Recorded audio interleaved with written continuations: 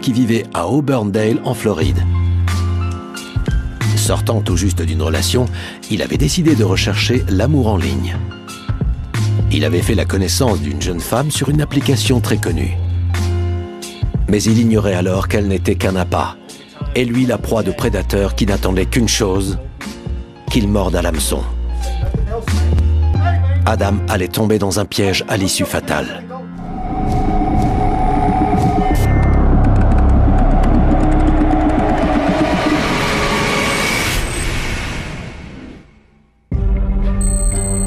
Adam Hiller, jeune père de famille de 27 ans, vit à Auburndale en Floride. Il travaille dans une station-service. D'après son entourage, c'est un homme qui respire la joie de vivre. Adam était sympathique et facile à vivre. Ses amis et sa famille le décrivaient comme quelqu'un d'heureux et d'enjoué, avec qui il passait toujours de très bons moments. Ça en dit long sur lui. Il était toujours de bonne humeur, malgré un travail peu épanouissant. Tout le monde n'a pas cet état d'esprit. Il était célibataire depuis peu et était prêt pour une nouvelle relation. Adam décide de s'inscrire sur Plenty of Fish, un site de rencontres populaire. Le jeudi 18 août 2016, il entre en contact avec une jeune femme de 18 ans. Elle s'appelle Hailey Bustos. Les services en ligne ont été créés pour faciliter la vie des gens, que ce soit pour faire des achats ou commander de la nourriture. Ces sites sont conçus pour répondre à nos besoins. Malheureusement, ils permettent aussi aux criminels de trouver de nouvelles victimes. Aujourd'hui, on a assez de recul sur les sites et applications de rencontres pour reconnaître la plupart des profils suspects. Mais en 2016, ce n'était pas encore le cas. Certaines applications sont connues pour privilégier les aventures d'un soir et d'autres les relations plus sérieuses. Mais à l'époque, les utilisateurs devaient le découvrir par eux-mêmes. Adam a hâte de rencontrer Hailey. Il annonce à John Hunt, son colocataire, et à son ami Christopher qu'il a fait une rencontre en ligne et que la jeune femme viendra chez lui ce soir. En général, quand ça a l'air trop beau pour être vrai, il faut se méfier. Une jeune femme rencontrée sur Internet qui accepte un rendez-vous tout de suite, c'est mauvais signe. Un peu plus tard dans la soirée, Adam part chercher Hailey Bustos près d'un immeuble situé à côté d'un supermarché dans la ville d'Auburndale. Chris et John, ses deux amis, rencontrent brièvement la jeune femme. Hailey n'a pas dit où elle habitait et elle a eu raison. Une femme ne devrait jamais donner son adresse dès le premier rendez-vous. Mais un homme non plus. Surtout dans une ville comme Auburndale qui n'est pas très sûre. Même si Adam avait grandi là-bas, il a été imprudent et aurait dû prendre plus de précautions. Il n'aurait pas dû la ramener chez lui. Comme il était jeune et très musclé, il a sûrement pensé qu'il ne courait aucun danger. Mais il ne la connaissait quasiment pas. Il n'aurait pas dû lui montrer son appartement. Adam et Hailey restent un petit moment chez lui avant de sortir. Ils n'ont pas fait les choses dans l'ordre en démarrant la soirée chez lui. Mais Adam a fini par faire le bon choix en l'emmenant dans un endroit public rempli de monde.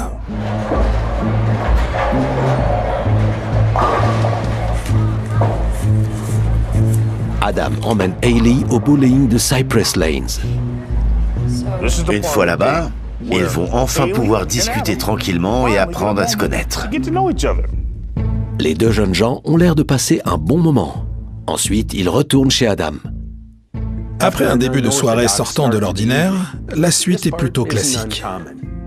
Adam et Hailey vont prendre le temps de discuter chez lui. Ils vont voir s'ils peuvent se faire confiance. Une heure après être revenu à l'appartement, John, le colocataire d'Adam, reçoit un message de son ex-petite amie. Elle lui demande de venir la voir. Apparemment, John Hunt était toujours en contact avec son ex. Ils se revoyaient de temps en temps. Et ce soir-là, elle lui a demandé de venir chez elle. John s'en va, laissant le couple seul.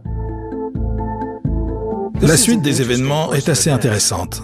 Après avoir passé une soirée agréable, du moins en apparence, ils se retrouvent enfin seuls. Mais Hailey finit par s'endormir. Adam décide d'inviter un ami chez lui alors qu'Hailey est en train de dormir, à côté de lui. De toute évidence, pour le jeune homme, le rendez-vous était terminé.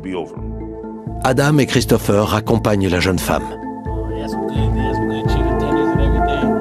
Les deux amis restent un moment à discuter, puis Adam ramène Christopher chez lui. C'est la dernière fois qu'un de ses proches le verra en vie. Un peu plus tard, Adam reçoit un message d'Hailey. Elle veut le revoir. Il accepte. Moins de 24 heures après leur premier rendez-vous, la jeune femme revient. Mais cette fois, elle n'est pas seule. Le 18 août 2016, Adam Hiller, un jeune père de famille de 27 ans vivant en Floride, a rencontré Hailey Bustos, 18 ans, sur le site Plenty of Fish. Ce soir-là, John, son colocataire, est parti rejoindre son ex-petite amie. Il a passé la nuit chez elle. Le lendemain, il est allé directement au travail. Et une fois sa journée terminée, il est rentré chez Adam. John a l'habitude d'entrer par la porte de derrière. Mais ce jour-là, il est très étonné de voir que la porte est verrouillée. Apparemment, John n'avait pas de clé. Adam devait laisser la porte ouverte pour qu'il puisse entrer. Après une heure d'attente, il finit par en avoir assez et se rend dans un magasin pour passer le temps. Quand il revient un peu plus tard, il remarque que la voiture d'Adam est garée devant chez lui et que la porte d'entrée n'est pas fermée à clé. Il a compris que quelque chose n'allait pas. Ce n'était pas normal que sa voiture soit là et surtout que la porte d'entrée soit ouverte, parce qu'Adam ne l'utilisait jamais. C'était très bizarre. John pénètre dans l'appartement et découvre son ami gisant sur le sol de la cuisine. Plus tard, il déclarera à la police qu'il y avait du sang partout.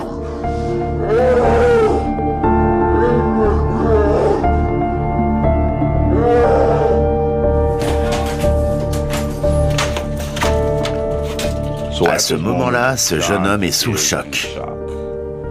Il a du mal à réaliser ce qu'il vient de découvrir. Rapidement, il reprend ses esprits. Il retourne chez Adam et appelle la police.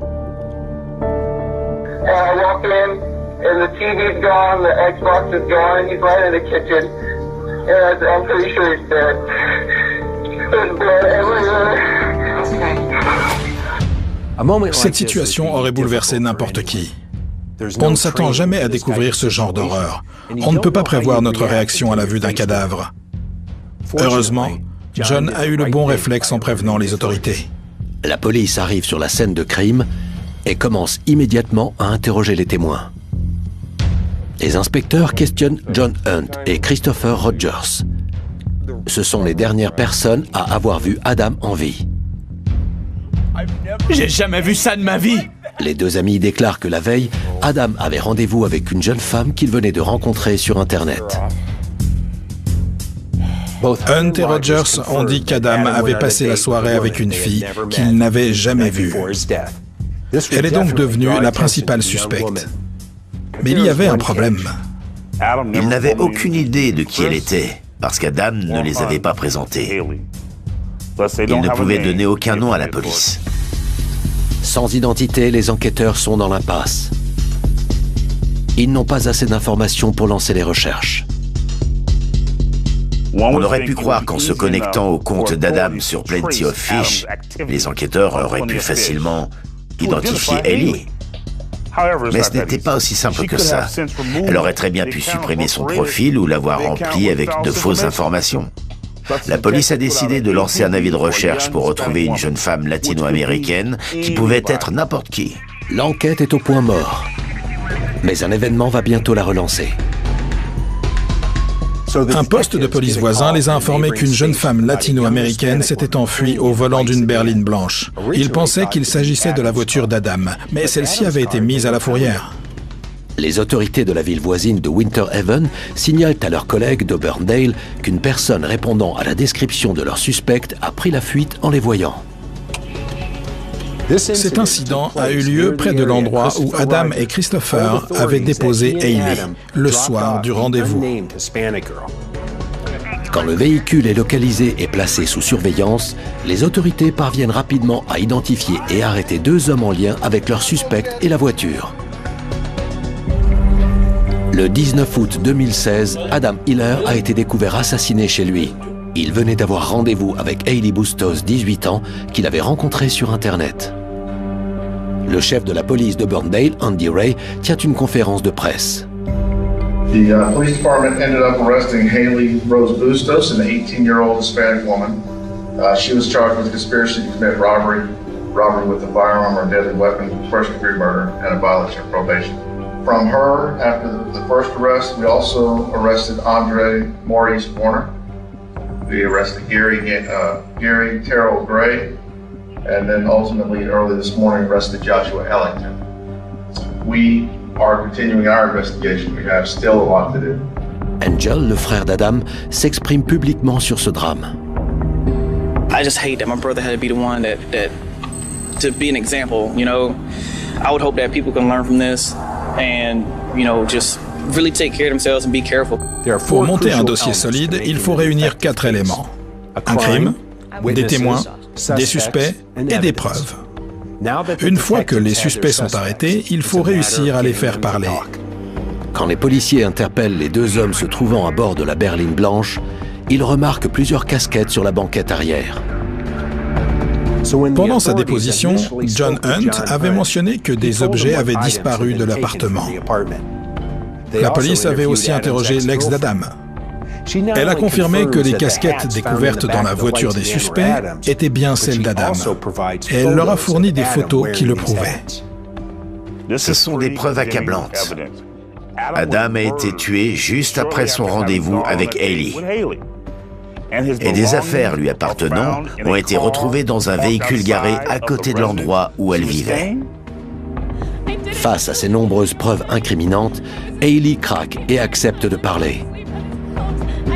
Elle reconnaît être impliquée dans le meurtre d'Adam et livre sa version des faits aux enquêteurs.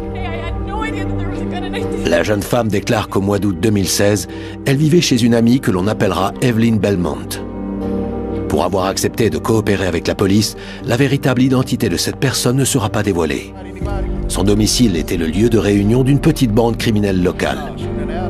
Evelyn reconnaît que le soir du meurtre, 3 hommes se trouvaient chez elle. Andre Warner, Gary Gray et Joshua Ellington. Hailey était hébergée par son amie Evelyn Belmont durant les semaines qui ont précédé le meurtre. Mais cette amie avait de mauvaises fréquentations. Les 3 hommes qui étaient présents ce jour-là avaient tous un casier judiciaire bien rempli.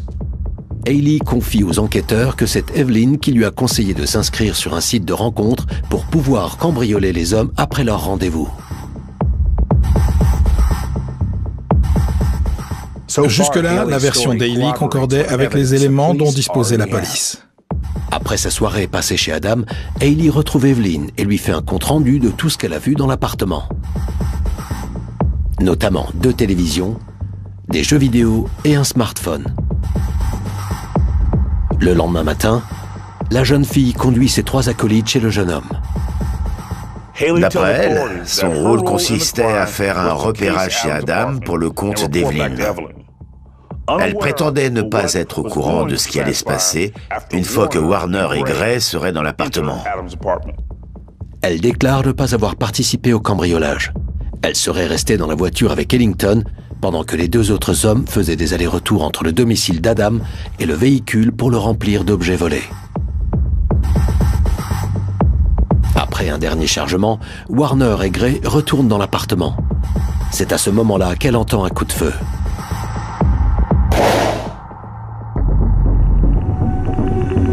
Sur le trajet du retour, les 2 hommes n'expriment aucun remords et rient en évoquant le meurtre.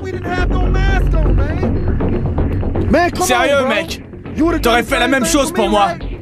Laisse tomber, j'en ai rien à battre de ta gamine. Et il se serait même moqué d'Adam alors qu'il les suppliait de le laisser en vie, car il avait une petite fille de 5 ans. Hailey répète aux enquêteurs qu'elle ne s'attendait pas à ce qu'il tue Adam.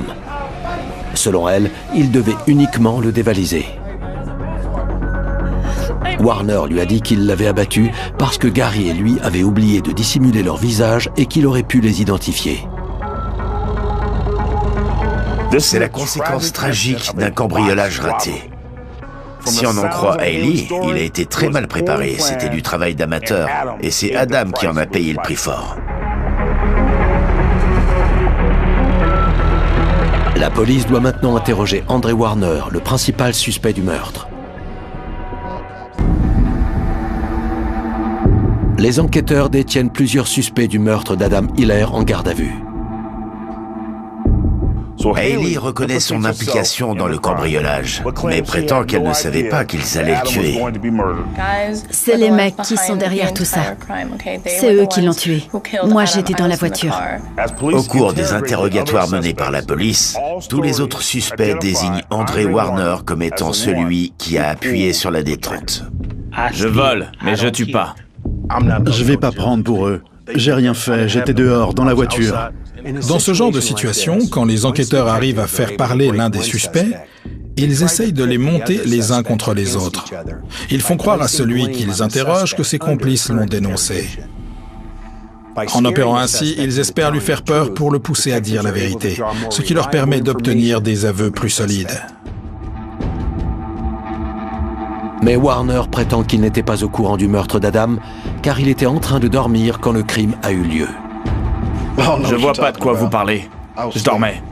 Warner niait toute implication dans cette histoire. Il a dit qu'il dormait au moment du meurtre et qu'il s'était fait piéger par Hailey et ses complices. André Warner reconnaît qu'il se trouvait bien au domicile d'Evelyn Belmont le 18 août 2016. C'était la première fois qu'il voyait Hailey et les autres hommes. Ce soir-là, Hailey lui aurait demandé s'il pouvait la conduire à son rendez-vous. Il a refusé, mais lui a proposé de lui prêter sa voiture. Ce qu'elle a accepté. Quand la jeune fille est partie, André serait allé se coucher. Il s'est réveillé un peu plus tard quand Hailey, Joshua et Gary sont revenus avec de l'alcool. À partir de ce moment-là, ils se sont mis à boire tous ensemble. C'était un très mauvais alibi. Et en ce qui concerne les preuves à charge, Warner a reconnu que la berline blanche était à lui. Pour ce qui est des casquettes, il a déclaré les avoir achetées à Hailey pour $50 dans les jours qui ont suivi le meurtre. Il aurait du mal à convaincre le jury avec cette histoire. Oui, c'est Evelyn qui a créé mon profil sur le site de rencontre. Pendant le procès, Hailey et André témoignent devant le jury. Ils s'en tiennent à la version qu'ils ont donnée durant leurs interrogatoires respectifs. Ils m'ont piégé. Au tribunal, Hailey a répété qu'elle n'avait fait que participer à un cambriolage qui avait mal tourné. Et André maintenait être victime d'une machination. Moi, je faisais que conduire la voiture. Hailey l'avait rencontré en ligne. On savait ce qu'on faisait. Ensuite, le procureur présente de nouvelles preuves incriminantes. La police a perquisitionné le domicile de la sœur de Gary Gray. Ils y ont découvert une console de jeux vidéo. Son numéro de série correspond à celle qui a été volée chez Adam. De plus, l'accusation dispose de l'enregistrement d'un appel passé en prison par André à son grand-père. Warner a téléphoné à son grand-père sans savoir que ces appels étaient enregistrés et pouvaient servir de preuve contre lui. Leur conversation a été enregistrée et présentée devant le tribunal. Il a dit à son grand-père qu'il avait des résidus de tir sur ses vêtements dans les jours qui ont suivi le meurtre d'Adam. En dehors de l'enregistrement, la police a aussi identifié des traces ADN appartenant à André sur l'une des casquettes volées à la victime. Ça ne s'annonçait pas très bien pour André. Il a voulu faire croire qu'Hailey lui avait vendu les casquettes après la mort d'Adam. Mais l'accusation a dévoilé des messages envoyés par André à son grand-père, dans lesquels il expliquait manquer d'argent pour payer le crédit de sa voiture et son assurance. Si c'était le cas, pourquoi dépenserait-il le peu qu'il avait dans des casquettes? Le 20 mars 2020, après 3 semaines de procès, les jurés ne délibèrent que pendant 3 heures et déclarent Warner coupable. Il est condamné pour meurtre avec préméditation, vol à main armée, cambriolage avec une arme à feu et association de malfaiteurs. C'est un soulagement pour la famille d'Adam Hiller. Pourtant, cette épreuve n'est pas encore terminée pour elle. La version de Warner était incohérente et n'a pas convaincu le jury.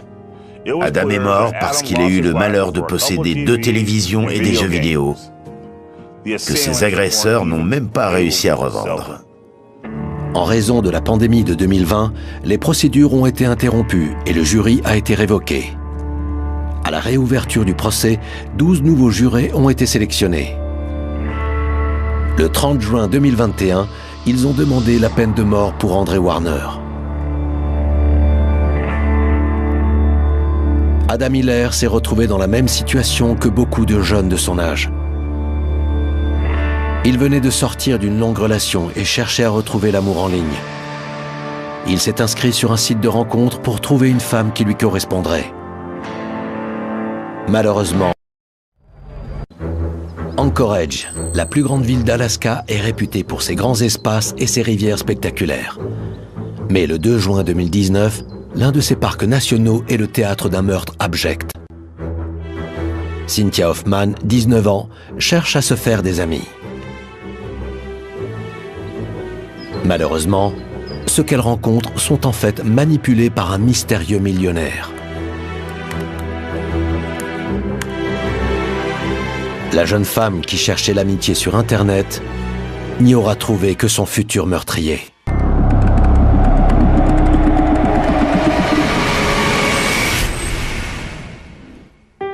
Cynthia Hoffman, que ses proches surnomment Sissi, avait toute la vie devant elle, jusqu'à ce qu'elle croise le chemin de la mauvaise personne. Pourtant, les jours précédant son meurtre ne sortent pas de l'ordinaire. Cynthia souffrait de troubles du développement intellectuel. Elle raisonnait comme une enfant de 12 ans, mais ça ne l'a jamais arrêtée. Même si elle a souvent dû changer d'établissement, elle a obtenu son baccalauréat et travaillé dans l'entreprise de petits travaux et réparations de son père. Il lui avait appris les ficelles du métier et elle progressait vite. Elle était très fière d'être son bras droit. Cynthia tente d'obtenir son permis. Elle rêve depuis longtemps de conduire la Ford Focus que son père a promis de lui donner. Il y avait un gros haut-parleur dans le coffre pour écouter de la musique et des sièges en cuir chauffant. Elle était très sympa. C'était son genre de voiture. Cynthia refusait de laisser son handicap lui dicter sa vie. En revanche, elle avait du mal à se faire des amis. Son père, Timothy Hoffman, était très content pour sa fille quand elle lui annonçait qu'elle avait trouvé une meilleure amie. C'était une jeune fille de 18 ans du nom d'Angel. Timothy Hoffman rencontre Angel. Il est ravi de voir sa fille aussi heureuse. Sur son compte Instagram, Cynthia publie un selfie avec Angel au spectacle de danse de l'école, accompagné de la légende « Meilleurs amis pour la vie ». Quand Angel a proposé à Cynthia de l'emmener se balader, son père l'a autorisé tant qu'elle gardait son téléphone. C'était la règle chez les Hoffman. Mes enfants m'appellent toutes les 3 heures, à la minute près. Et ils n'oublient jamais de le faire. Comme ça, je sais toujours où ils sont. Cynthia dit au revoir à son père et monte dans une voiture en compagnie d'Angel et de Caden McIntosh, un adolescent. C'est la dernière fois que son père la verra en vie. Monsieur Hoffman ne savait pas exactement ce que Cynthia et ses amis allaient faire. Il pensait qu'ils iraient au centre commercial ou au cinéma. Angel a expliqué à Cynthia qu'ils allaient faire une randonnée le long de la rivière Eklutna pour voir une cascade réputée magnifique. Cynthia était heureuse de partir en randonnée avec ses amis, mais elle ne les connaissait pas du tout. Angel s'appelait en réalité Denali Bremer, et elle s'était rapprochée de Sissi dans le but de mettre à exécution un plan machiavélique. Les 3 jeunes gens se mettent en route. Ils ne se dirigent pas vers la cascade, mais vers une clairière isolée, située non loin de la rivière. Denali Bremer et Caden McIntosh ont utilisé cette randonnée comme prétexte pour attirer une jeune fille innocente dans un endroit isolé. Ils lui ont attaché les mains et les pieds et ils l'ont bâillonné.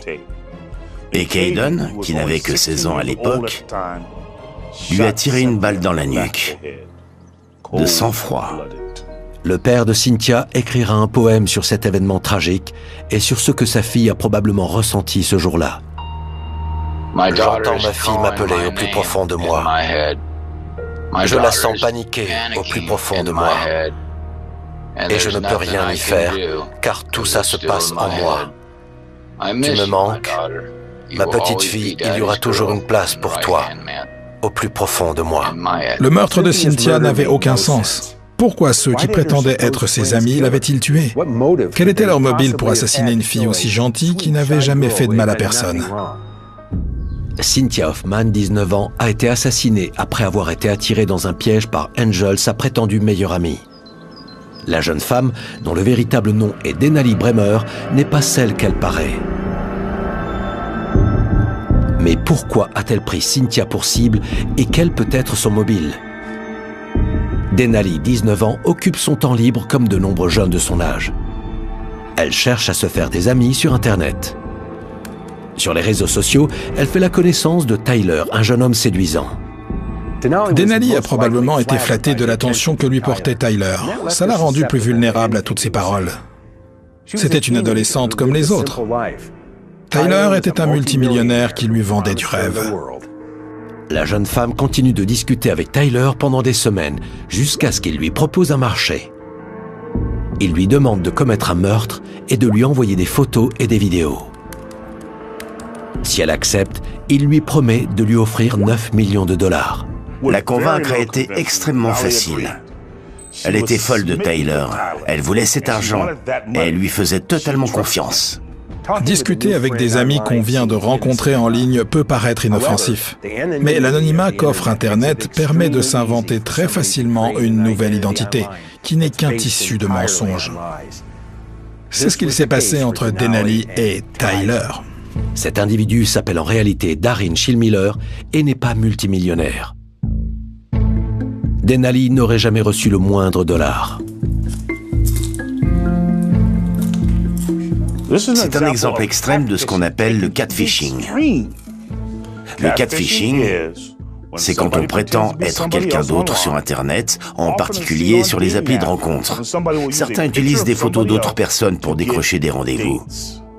Dans ce cas précis, Darin Schillmiller a utilisé une fausse photo, un faux nom, et s'est carrément inventé une vie. Il a tendu un piège à Denali et elle n'a rien vu venir. La jeune fille se met immédiatement au travail et échafaude un plan.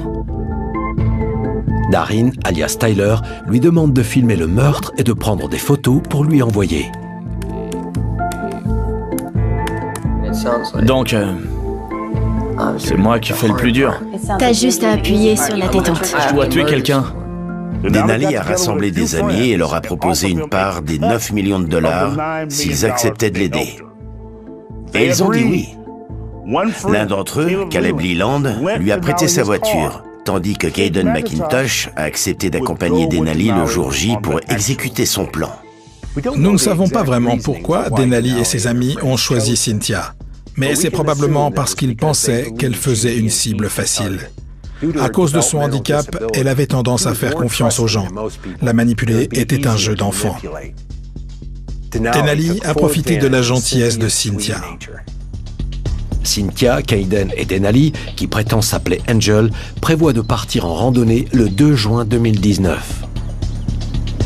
Ce jour-là, à bord de la voiture de leur ami Caleb, ils se mettent en route pour Thunderbird Falls et un sentier de randonnée longeant la rivière Eklutna.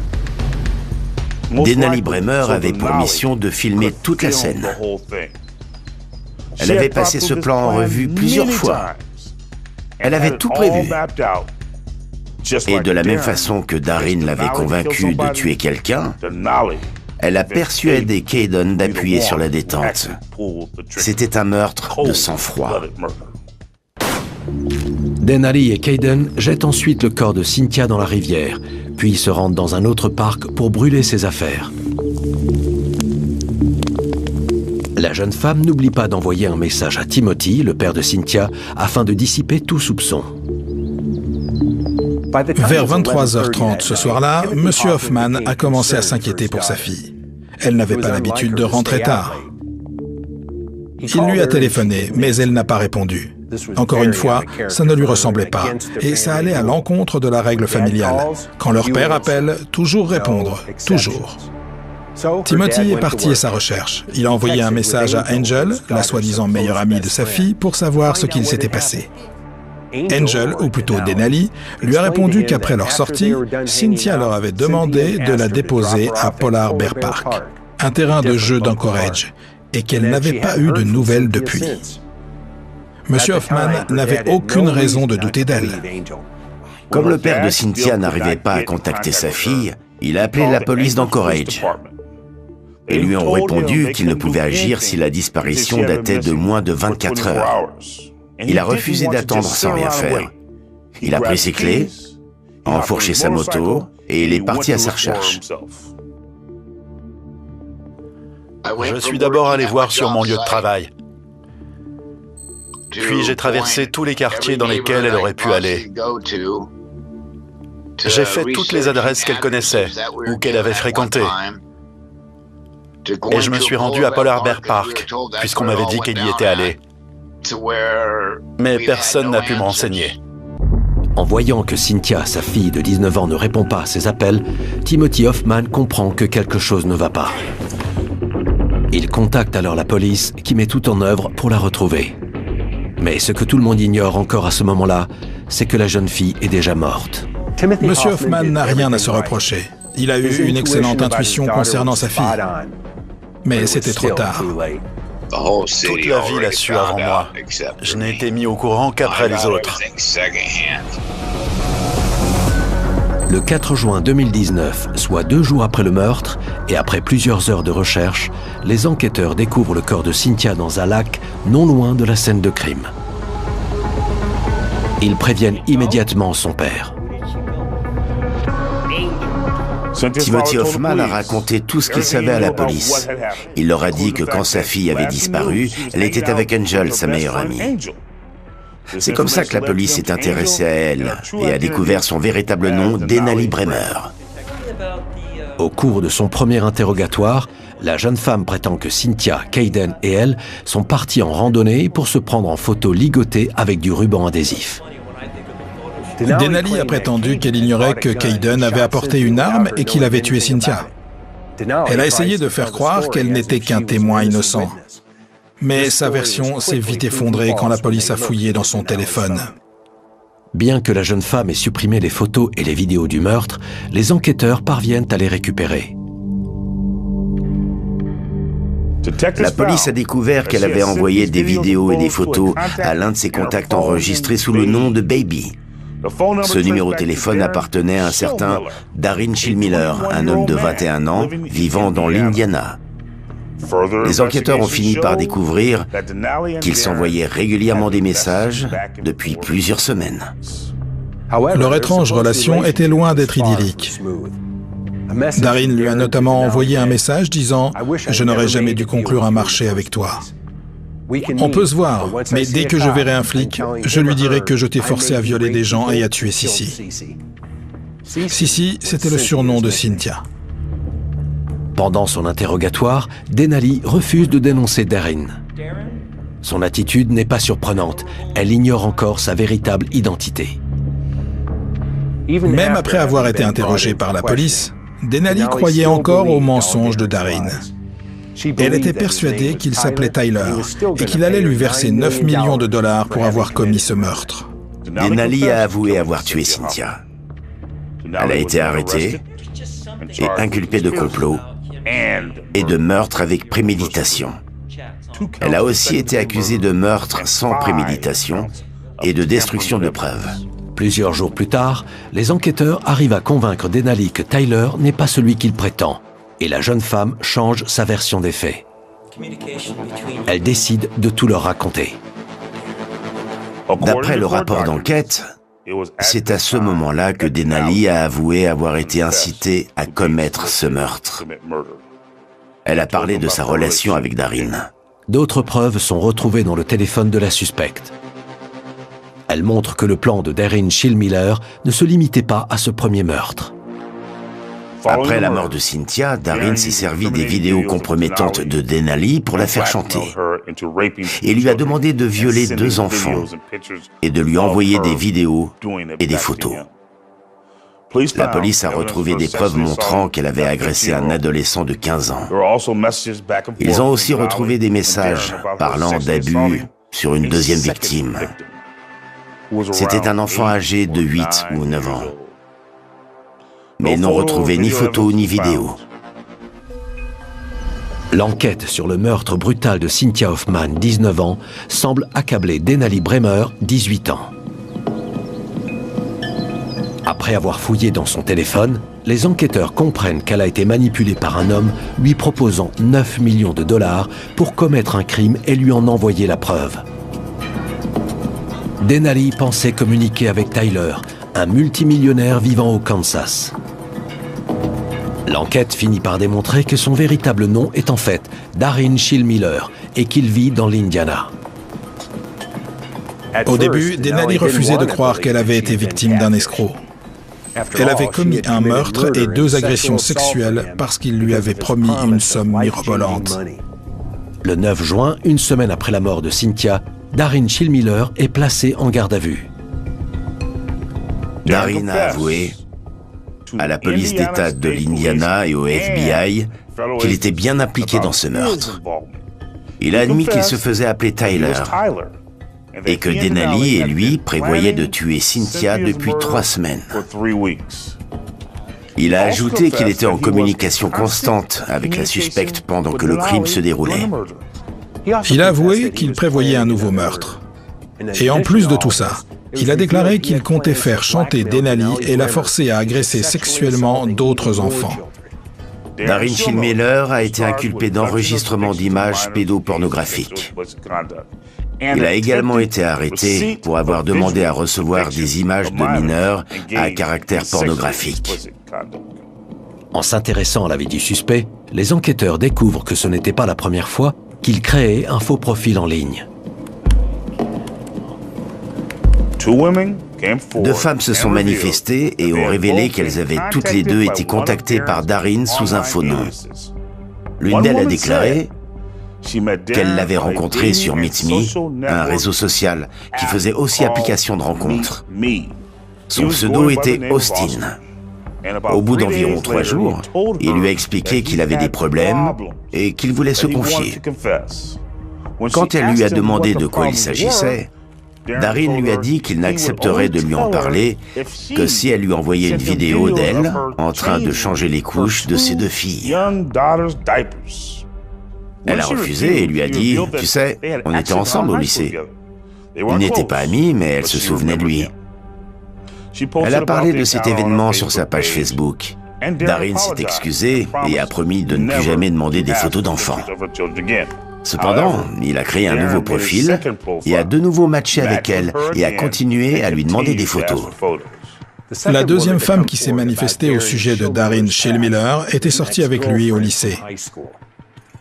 Ils s'étaient séparés plusieurs fois et elle n'avait plus de nouvelles depuis 3 ans. Il lui a demandé la même chose qu'à l'autre femme, une vidéo d'elle en train de changer la couche de son nourrisson. Il prétendait vouloir se débarrasser de ce fantasme. Mais il ne s'est pas arrêté là. Il lui a aussi demandé de lui envoyer des vidéos d'elle en train d'agresser sexuellement son fils de 4 mois. Elle a bien évidemment refusé, et il l'a recontactée 1 mois plus tard sous un autre pseudo, celui de Tyler. La même fausse identité qu'il a utilisée avec Denali Bremer. Aucune de ces 2 femmes n'a porté plainte à la police par peur d'éventuelles représailles de Schillmiller. Son ex-petite amie a déclaré qu'il l'avait agressée sexuellement et que c'était la raison de leur séparation. À l'origine, le procès pour le meurtre de Cynthia Hoffman devait débuter le 18 juin 2019. Mais la procédure prend du retard. Les avocats chargés de l'affaire demandent un report d'audience en raison de l'importance du dossier. Le procureur adjoint d'Anchorage a expliqué au juge qu'il y avait plus de 100 000 pages à lire. L'affaire a été reportée plusieurs fois. Des chefs d'accusation ont été prononcés à l'encontre de Darin Schillmiller, Denali Bremer, Kayden McIntosh, Caleb Leland. et de 2 autres personnes dont le nom n'a jamais été divulgué en raison de leur âge au moment des faits. Au début du procès, Denali Bremer a déclaré qu'elle avait conscience de la gravité de son acte. Les autorités se sont également arrangées pour extrader Darin Schindmiller vers l'Alaska. En ce qui concerne les mineurs, la justice n'a pas été rendue. Ils n'ont pas payé pour leurs crimes. Ils savent tous les deux qu'ils auraient pu intervenir. Ils auraient pu empêcher ça. En ce qui concerne les majeurs, j'obtiendrai justice. Je ne les laisserai pas s'en tirer comme ça, ils paieront pour ce qu'ils ont fait. Le père de Cynthia continue de parler de l'histoire de sa fille. Il se battra jusqu'à ce que ses meurtriers soient condamnés. Cynthia Hoffman était très appréciée.